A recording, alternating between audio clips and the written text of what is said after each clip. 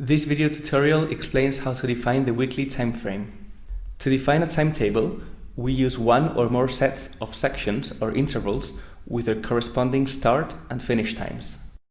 For example, we have a first interval between 8:30 and 9:20, another from 9:25 to 10:15, and a third one from 10:20 to 11:10.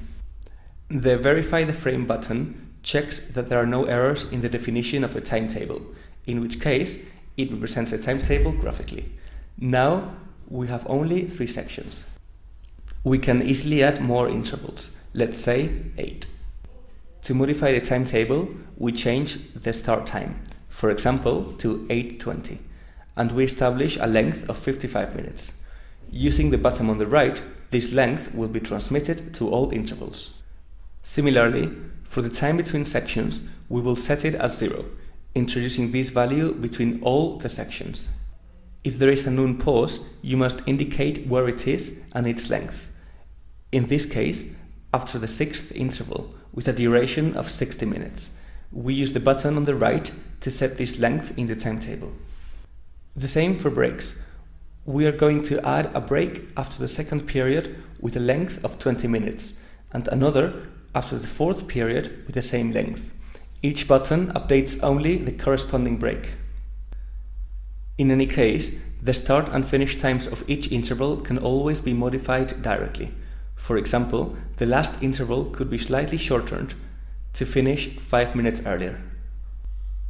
Check that the timetable is correct by clicking over Check the Frame. If we have the same frame for the whole week and one of the intervals is not working, we can mark it with a forbidden signal. Usually, it will also be necessary to determine the timetable of each of the groups of students using forbidden positions in their particular templates. It is better to use a common frame, but sometimes it is necessary to define more than one. It is necessary to define several frames if there are overlapping intervals. That is, if there are intervals of one timetable that cover 2 intervals in another. If we have several frames, each group of students will be assigned one or the other frame. GHC supports up to 4 different frames, and you can name them. If a timetable for every day is not enough, GHC also allows you to define a different timetable for each day of the week. In this case, the presentation of the tables with the finished timetables could require that the start time and the finish time in each cell need to be detailed. If several different frames or timetables are defined for each day, it may be useful to use the Copy Current Timetable command to another frame or another day of the week. In primary schools, it may be necessary to have sections with a fractional length. These lengths are categorized and they are independent of the start and finish times. The use of fractional intervals also allows to define class units with a fractional length.